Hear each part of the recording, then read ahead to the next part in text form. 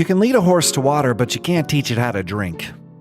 It's a reoccurring daymare here on Lawsome. Lawyers and legal professionals read books, attend CLEs, fly back home from marketing conferences, jazzed to change, transform, bring it all together at their law firms, ready to take on the world.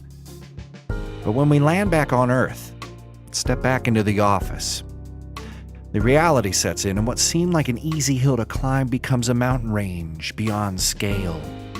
What seemed like small fires that could be addressed are now inescapable five-alarm blazes that, rather than fight, we roast marshmallows near. What if there was a way to actually put out the fires at your office?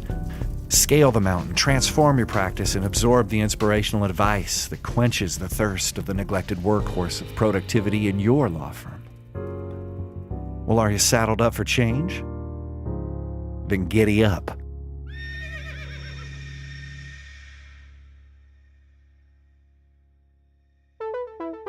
Lawsome, the podcast for law firms. Powered by ConsultWebs. Welcome back to Lawsome, the only podcast for law firms that safely entertains the masses while wearing safety glasses. We're here to inform, educate, and entertain the legal community on the latest in personal professional development. I am Jake Sanders, and I used to drink out of the eye wash station in high school science class. And with me is Paul Julius, who was positively disfigured in a chemical burn accident that made him 40% more gorgeous than he already was. Paul, you were uglier back then. It's funny how those things work out, man. Great, man. Actually, I got to pull that chain for the 500,000 gallons of water. And what happened is that you came out looking better than you ever had. My hair is amazing. Your face, you're glowing. Your eyes changed color. You grew an eye. You have a finger on your... I only had one before. Gave me balance. What can I say? could see you. Yeah, he's bad at it. He's cheating at hide and seek all the time. Yeah. Don't play with him. Mutated. Let's look forehead into the future and tell people what's on the show. On the show, we talk about tech fixes to productivity problems in the modern law firm.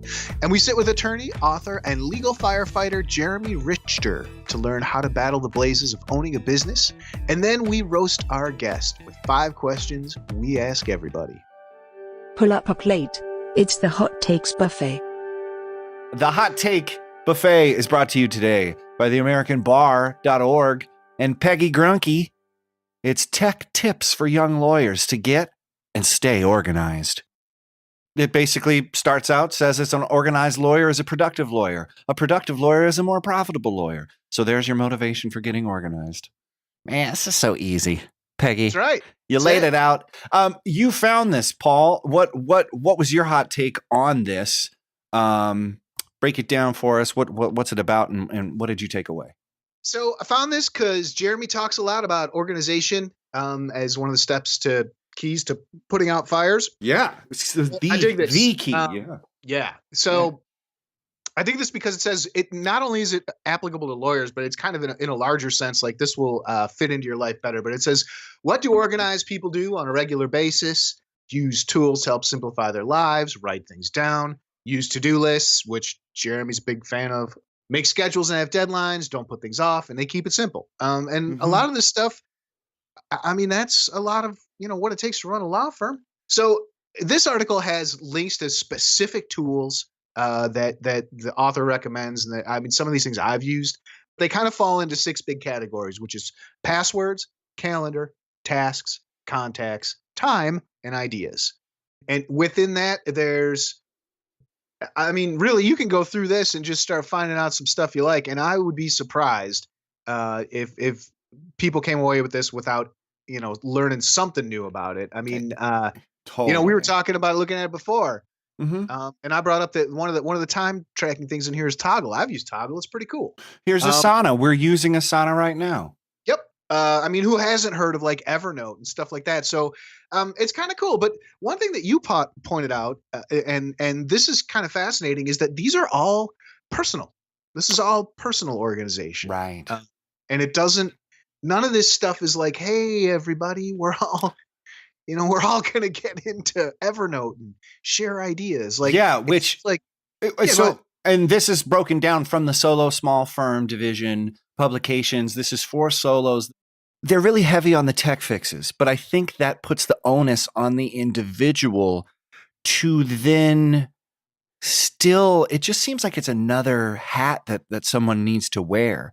We talk later, Jeremy. I asked him specifically. I was like thinking that he would have a list like this. Jeremy, you wrote a book about productivity. You have this, mastered. You have this advice. What do you use? Excel. And it made me think back to our Florida bar surveys. 60% of the respondents said they didn't have case management systems. 78% no document management system. Litigators, 92% of them had no litigation support software. We can link to that stuff right here. I'm not making it up. So in some respect, the behaviors at the beginning where they were saying, get organized, set to-do lists, get deadlines, have some accountability. That seems more of the drive, and tech provides another barrier.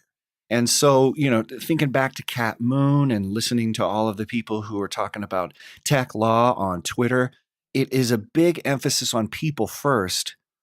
But then I'm wondering if we're all just individually hacking our lives. I use Evernote. I use this. I use that. I'm Post-its. I'm on this. I get DoorDash. I get Grubhub. Everybody has all their own little ways. When you come together, does that a law firm make? Does the organization start creating and running smoothly because we're all hackable? Or, it just seems, how do you get that to translate to a broader organization? I think would be my thing. And if you have the resources and the money, then probably you're able to do onboarding and use something like a case management system, like My Case or this document management system, that Net Documents, World Docs. I don't ever even heard of these things.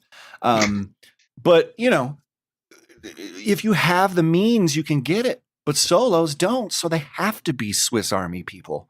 So it's interesting because Jeremy just uses Excel, which that blew me away. I was like, well, but how he uses Excel, I think is fascinating because it's not like he's pretty deliberate on how he uses it. And that's one thing I was looking at this ABA article, is, some of these different task management things, create subtasks, create recurring tasks.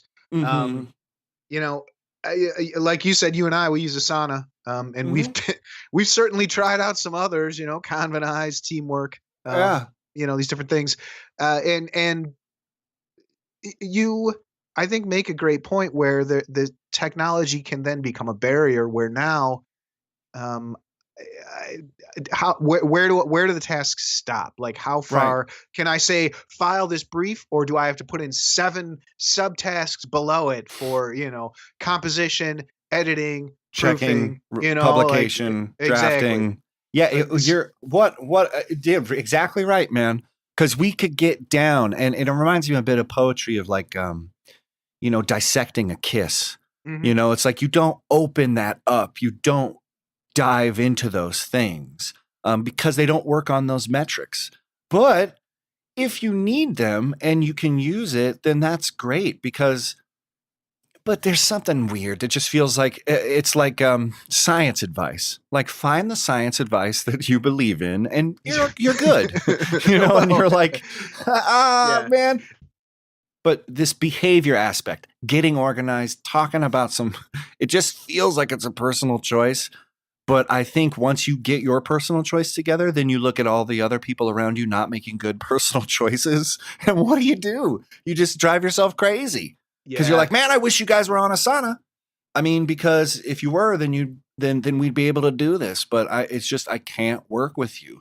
And then so all of a sudden you're just not producing anything. So productivity management isn't the goal because it's actually this barrier in between you, like like giving somebody a kiss with a bag on your head.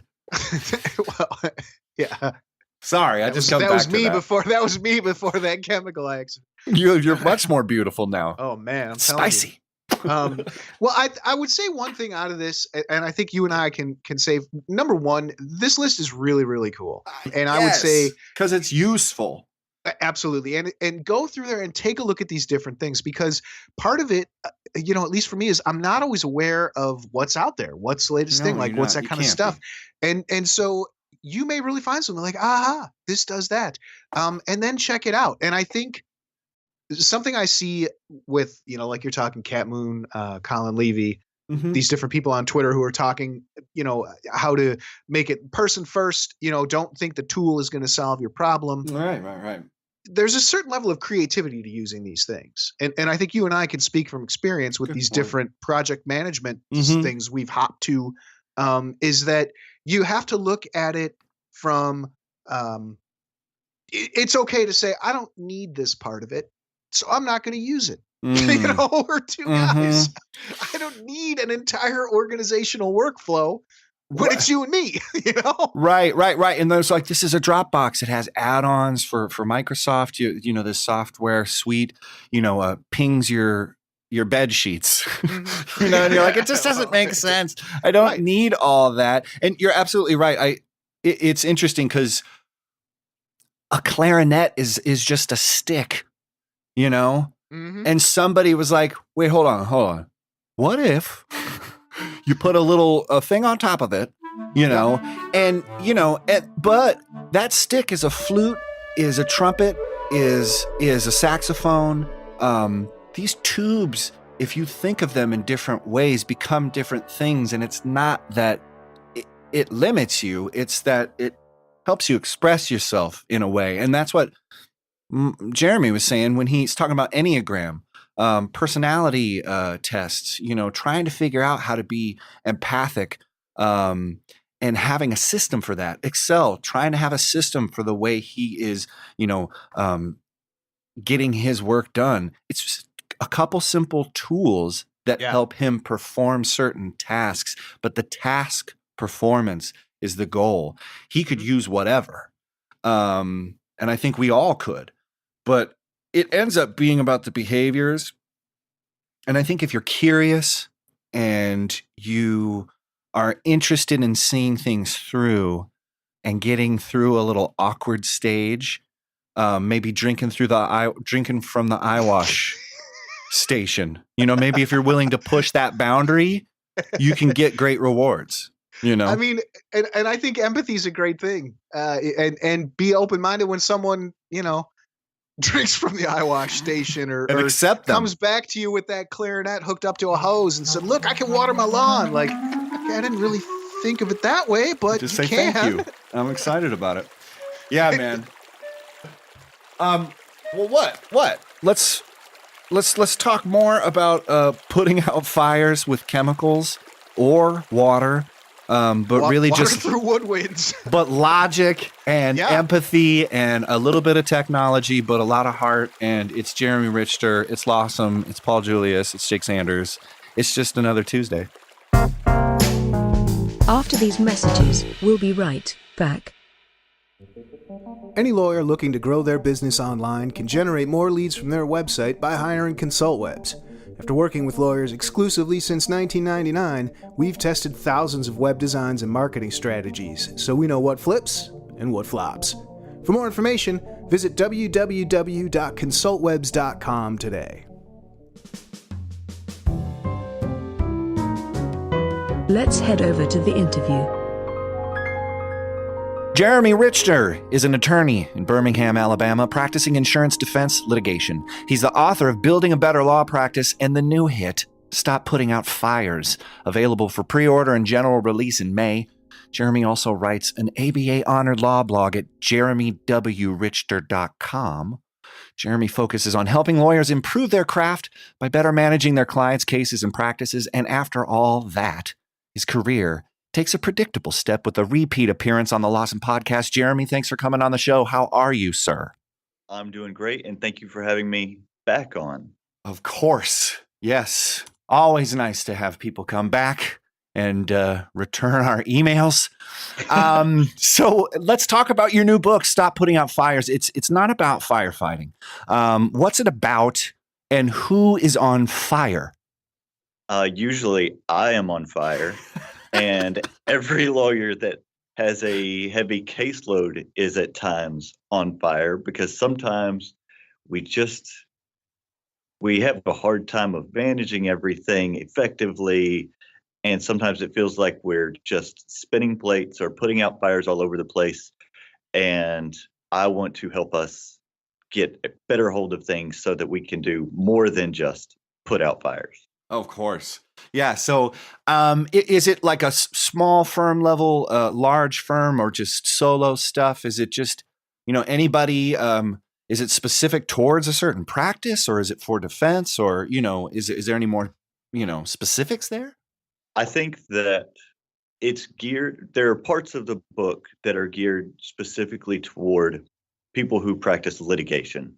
But in a broader context, I think the parts about client management and practice management, and some of that practice management stuff also focuses on just like working with meaning and purpose. And so it's kind of a life management too that is far more broadly applicable than the parts of the book that focus on litigation. So I think any lawyer, whether it's solo or big law, whatever your practice area is, there's something in here for you to help you in a practical way just do what you do a little bit better, be a little more organized, and just, stay on course. Yeah. Yeah. So, I mean, and that's the next question is how is it different? Because there is a lot of just inspirational things like hang on till Tuesday, or there's like a cat that's looking in the mirror that sees a lion, or the donkey that sees a, black stallion or whatever. I have spreadsheets. So this is why this is different. There's spreadsheets in this book. No, like the practical advice, break into that. How is this more practical? How do you get into the gears and the nuts and stuff? So what I write about is I want to talk about the daily stuff that we deal with. This isn't let's look at everything from 20,000 feet and, just take in everything. This is a daily, what can I do better today that will help me today? And for me, that involves to-do lists. It involves keeping up with your billable time entries, but not only the billable time, but what's the value of my billable time? And how can I keep up with that and monitor it so that I know that I am on pace to achieve the goals that I've set for this year? And so I talk about goal setting a little bit too, because I'm a big believer in setting goals. I've seen it have a huge impact on my practice and the things that I do. And so it's a real daily grind. I put it in a daily reader format, and I kind of think of it as a devotional for lawyers of take a point one, take 5 minutes today, read this and see if it's something that can help you communicate with your clients better, evaluate cases better, set a budget. For those who work for corporate clients early, you can set those budgets, have them be realistic so that they provide a valuable service to your client and they can know what to expect. So yes. I wonder if it's waterproof too. I'm just like, this thing needs to travel with us. You can get it for your e-reader, and if that's waterproof, then you're set. Nice. So let's talk about leadership, organizational change, or trying to solve any problem at a law firm level. It's challenging, and there's competing views on what style of leadership is needed to enact a change in the first place. Like a firm hand, a nurturing hand, carpenter, gardener. What are your thoughts on this, and how does management style kind of impact the firefighting? I think that's a really important question. Obviously it's going to differ for everybody, but what I want to do is I want to hire people that can do their job without close oversight. And I want to empower them to make all the decisions they need to without me. Now, certainly I'm available. So if I give something to an associate and he's got questions, I'm there to answer all his questions and help him out. But I want to give him what he needs to just take that assignment and run with it and not feel like I'm looking over his shoulder. The same with staff. Like I just want people to feel like this is their job. They need to do it however it is they best accomplish it in order to achieve the broader ends. Mhm. So that's what I like to do. As far as a firm hand or a nurturing hand, Mm. I think that depends on the other person as much as how I want to handle it. So Mm. um, I have in the last year and a half or so. This may be a little bit too woo woo for some people, but I've gotten into this personality typing system called the Enneagram that divides everybody up into 9 different personality types. And it helps me understand where other people are coming from and how I might be better able to communicate them by just kind of using different tactics or methods that will help them receive whatever I need to communicate in a better way. Mm. Wow. Yeah, the Enneagram stuff. I'm definitely into that. Type 3s, type 7s, and that cool asterisk. I mean, it's all really a tool to help you be empathic, though. I don't think it is the answer. I think the way in which you just described that was really cool because you're saying I'm using it not as the answer, but a way to get to the answer, which is proper communication. That's really great, man. I love Well, that. I'm not naturally empathic. Like I'm a Mm, 3. right. So I am an achiever. I'm a really Mm-hmm. driven person, Mm-hmm. and empathy is not strong with me. Right. And so this has, for me, the Enneagram has given me language to understand things about myself that I didn't understand before. But also you emphasized what the importance of it is that it helps me communicate with other people and figure out what makes them tick, and we can make this whole thing run a little better. Man, yeah. Well, I mean that kind of hit on the motivation idea. It's like it's not about threats or advice or inspiration. It's sort of trending towards light oversight and a little bit more empowering, some empathy in there, a way to get to it, a daily checklist. I mean, this is man. It feels like we get a lot of advice and people go back to work and it is just the fire. But if people are listening to this, do you have one piece of advice that you think, besides getting the book, do you have one piece of Sure. advice for them to maybe break off and, think differently, that they can come back to their firm, one thing that they can take back to their practice? Well, this is probably not going to be super motivational, but the most important thing for me is being organized. When I'm organized and I've updated all my spreadsheets and know where my cases are and know what my trial calendar is and what's coming up, I'm just in a much better place all around. And I'm less stressed because I know where everything's sitting and can answer everybody's questions. Whether it's a client that calls or another partner that I'm working with who wants to check in on the status of something, like I can just be ready to answer those questions. And so the most important part for me of just like surviving daily is being organized in my practice, in my calendar, in my life. And like I know that's not super just like I'm going to walk out of here feeling like I really got an inspirational word there, but on a practical level, like it just makes everything easier and more tenable for me. Totally. And like what tech wise, what do you have any calendaring things that you use, or do you have a practice management software that you trend towards, or is this just sort of a DIY kind of thing? I'm real old fashioned here. Totally. And I use Microsoft Excel. Yeah, baby. So I've got, I have my, email calendar that I put everything into and then my assistant helps me manage. Right. But as far as keeping up with caseloads and what's next and like, I don't know, budgets. And so Totally, my man. practice is heavy with litigation and bodily injury defense stuff. Mhm. And so even for going through medical records and things like that, I've created spreadsheets for all that. So I have a spreadsheet for everything, and I'm pretty low tech about it. Oh, but it gets the job done because it really is just a tool that helps you do what needs to get done. And a lot of the conversation revolves around, can we get the tool? But I think a lot of people aren't even using what's already here. Ivy Gray was talking about the way you can use existing things in MS Word, add-ons that are there that can cut your draft time. Ross Guberman was saying something. I mean, there's these existing fixes that are extremely low tech. Paul talks about Post-it notes all the time. Oh yeah.